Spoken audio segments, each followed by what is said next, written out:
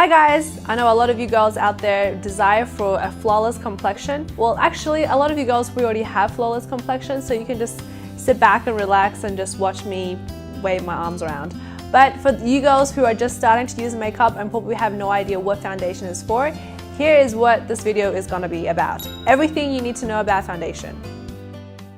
It doesn't matter if you're pale or you're tanned, you're light skin or dark skin, everyone has multiple tones in their skin. So whether you have a slightly darker forehead and then you have paler cheeks, or maybe your neck is different color to your face, whatever it is, we have multiple tones in our complexion, and it's totally normal. So what is the right foundation for you?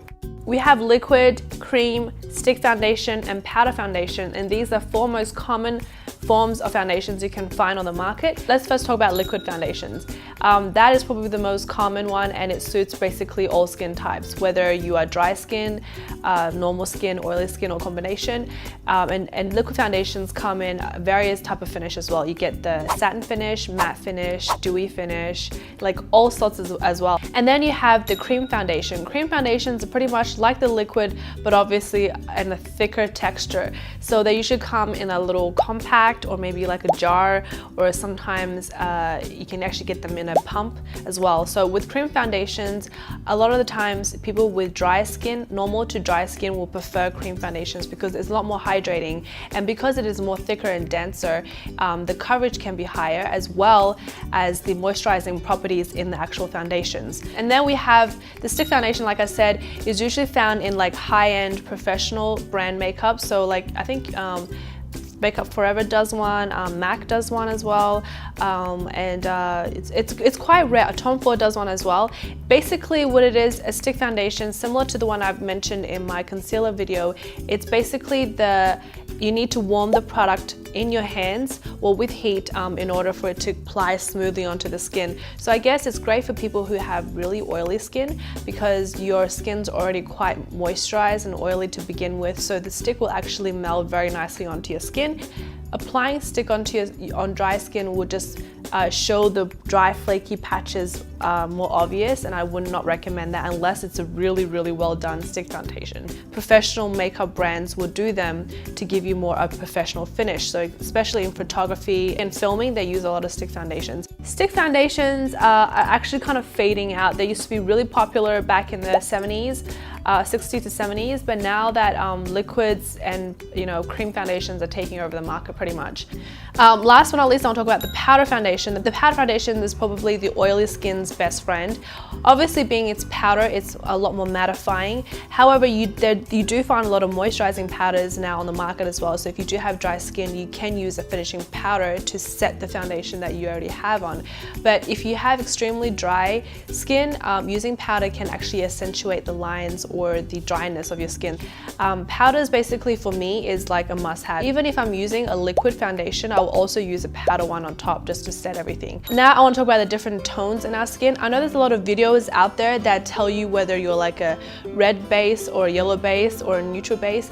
Let me tell you this, your skin is impossible to be just one shade, so you can't really determine yourself to be red base or yellow base or neutral base unless you have like predominantly large amounts of that pigment in your skin. The best way to determine what type of skin you are, I think what you should do is, this might sound really weird, but like either wear all black or all white. I prefer all white, and then have no makeup on, tie your hair back, and literally just stand in front of the window with natural sunlight and just look at yourself in the mirror and just really study your face. If your skin is predominantly pink overall, then you obviously have a pink undertone.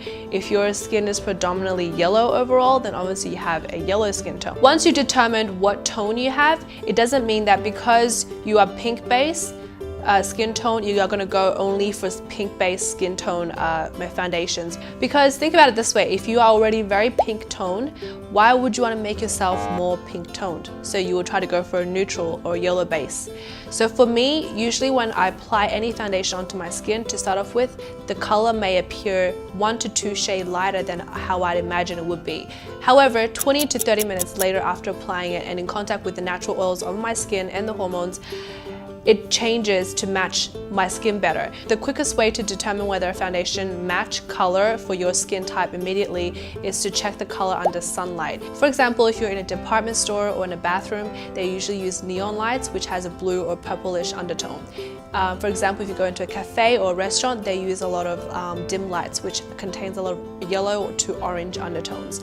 Once you come out of those lighting, in natural lighting, you'll look completely different. Go into the department store or the counter and try on the foundation that you like, and then see how it wears 2 to 3 hours later. Sometimes by midday, you can realize the shade is 3 shades darker than you had imagined, so you know the color is incorrect. So now that I've told you everything about foundation, here are some tips on what to avoid when using foundation. Number 1 is always try to blend the foundation over past your jawline. So try to blend down to your neck, because we do not want to see this harsh line here. I know a lot of people just forget about their neck, but it's actually really important. And even just that little bit of like sponge, using a sponge just to drag the color just a little like down further, it makes such a big difference. You know, like you will thank me later. I know some of you girls out there want to look tanner in the summer, so you get a foundation that's like 5 shades darker than you are. I know a lot of Asian girls who want to look paler, so they get the lightest foundation they can find on the market, and it's like literally 6 shades lighter than they actually are.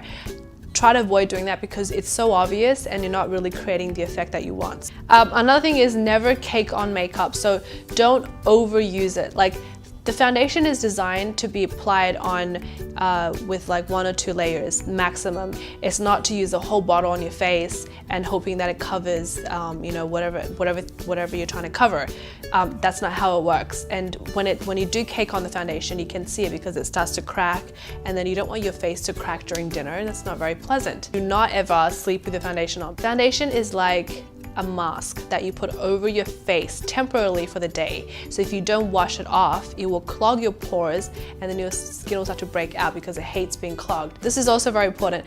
Don't use expired foundation. I know this is like very like duh, but like a lot of you guys don't realize that sometimes the foundations expire, and especially exposed to direct sunlight, or in summer you must have left your foundation in the car and it starts to heat up. You decide to use it again after 3 years. Don't do that, because when foundations go off and you apply onto your skin, it will also cause problems. So how to find out when your foundations expire? Usually some bottles will have it on the side. It tells you, you know, in plain sight, expiry date 0315 or 0416, whatever the date is on there, will tell you when it expires.